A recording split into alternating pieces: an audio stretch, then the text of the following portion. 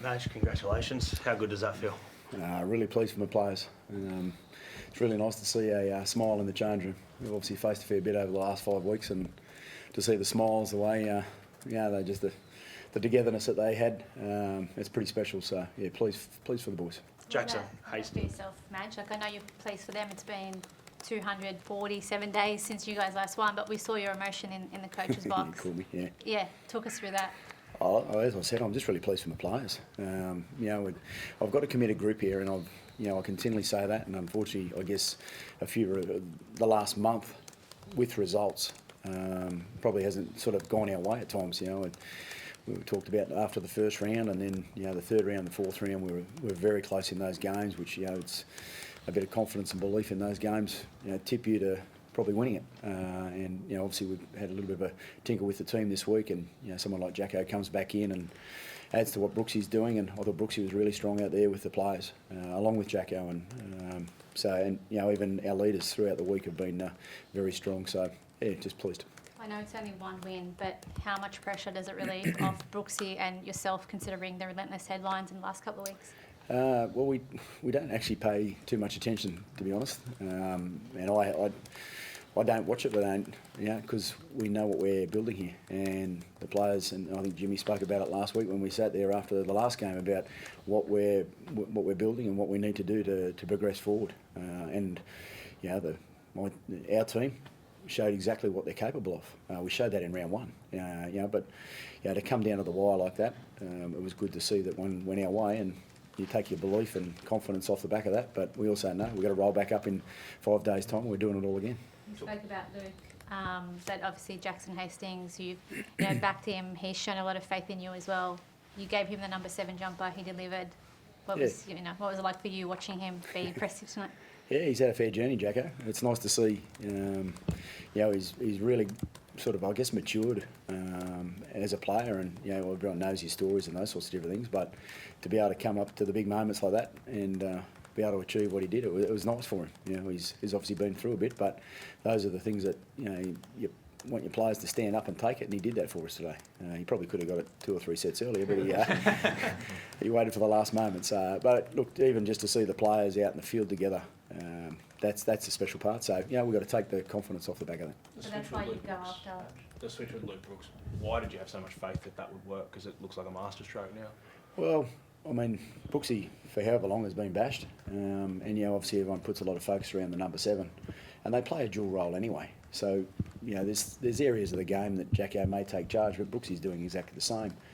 I just felt that it was the right time for Brooksy to have something a little different and a little bit of that chatter, I suppose, taken away from him, because we all know what he's very capable of, and he showed that there today in how he goes about his game and how he prepares, and he just turns up. But I thought the team got behind him really well tonight. It's a team game. And he's a part of the team that makes up the ability to be able to win a game like that. Considering he's playing so well, why did you go with the option to move him to 9 instead of Madden when our young Simpkin got hurt? I like Brooksy at 9 too, so he's pretty handy there. He's got a great pass out of dummy half, and his running game, as we all talk about, he understands the game so well about being able to find certain field positions to be able to play. So I thought Brooksy went in there and did a really good job for us. Is that something you've considered? It looks like Simpkin might be a serious injury. I think he might be okay, I think, so from what I've been told. So yeah, that's better than we need a bit of joy at some stage, because we've had a few injuries over the last few months. What about Ken? Madge? He seemed to go down. Was it a knee or? Yeah, he just banged his knee, but he was okay. And we had Luke Garner there, so Garner's has played in the centres for us and really capable. So I thought, we'd just make the change. Talk to me through Ken's week, because he was dropped, I think, initially out of the 17, and then he came back in on game day. What was it? What did you see that changed your mind there? I think it was just a bit of a reminder.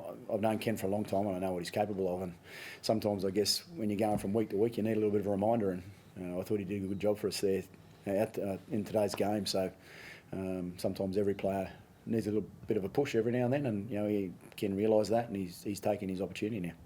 Madge, you've beaten a team today who's been up there on top of the ladder, they're a title heavyweight. How do you get that effort out of your team now every week? Turn up and do it all again. But the players know what they've got to do. That's the thing, and Jimmy knows what he needs to do with the team, and Miletus, they know what they need to do is turn up, in 5 or 6 days' time and roll around again. I know you'll make the selections that are right for the team each week, but Hastings at 7 and Brooks at 6. Is that something that you'll continue over the next couple of weeks? Yeah, well, it worked today, so yeah, it would be silly to go away from that. But as I said, they play a bit of a dual role anyway. So as long as they're running around with and showing what they did today, I'm happy to put whatever jumper on either of them. Just on that, they did look like they were quite in sync today. Was that pleasing to see? Yeah. Well, you've got to remember, Jacko hasn't been around for the last 3 weeks. So, I saw that in round 1. So I knew what was going to happen when we brought him back in, and the connections between Brooksy and Jacko over the pre-season I saw straight away. So I knew, well, I was very confident that was going to be the case today, and it showed. James, what's the key to getting the same every week out of this side?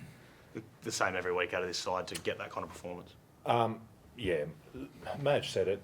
You might have seen us up here, and Madge mentioned it up here a couple of weeks ago, and it was quite positive, and that's because we truly believe what we're doing in the week, leading up to the game. And I sat up here last time and mentioned it's just these little things that we've got to take from training to game day, that we've got to bring the connection together. So that's why we've been positive, because of a performance like that, and we knew it was coming because of the effort that everyone's putting in that training. Now, to answer your question, the challenge is, we can't sit around all week and pat each other on the back and think how good we're going. We've got to double down on these things that we've been working on and go again. Jimmy, 20-all with 10 minutes to go there, right? What's the talk behind the goal line? Because a lot of people would assume that Parramatta was going to win the game after they scored that try with the momentum. What was going on behind the goal line there? Don't go away from our game plan. In the past, I think it might have been the Warriors game, we just try to pull a rabbit out of a hat, something that we hadn't been doing at training.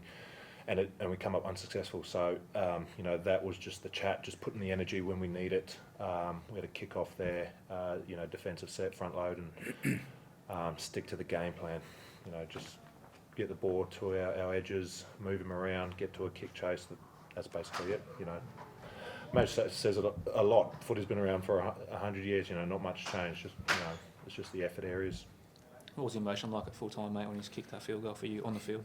Yeah, it was, mate. Again, we've been pretty positive all week at training. We kind of knew we put that effort from training to the game, these sort of things will happen. So, we talk about wins and losses, and that's the game that we're in. And you need wins, but it's just that belief in the boys that we have, that the group players that we have. So, I guess it was like, yes, about time. Now we can follow that belief up and keep going. Jimmy, Alex, Zane, or Rugby means, like, how important is that? Yeah, That the forwards. the forwards were excellent, which then obviously plays into Jacko and Brooks's game. I thought our forwards were really good today. They've obviously been working hard together and being able to build little combinations, and they really showed that. Like, sometimes it might be a little tip on that just gives you a little bit more momentum down the field, and they've been working hard at that. Excuse me, in what Jimmy's been talking about, and that's our game. And it was good to see that they played with real confidence. I thought the boys were really positive in how they went about their game today, and they stayed at it, which is obviously the 80-minute question that everyone's asked when they play.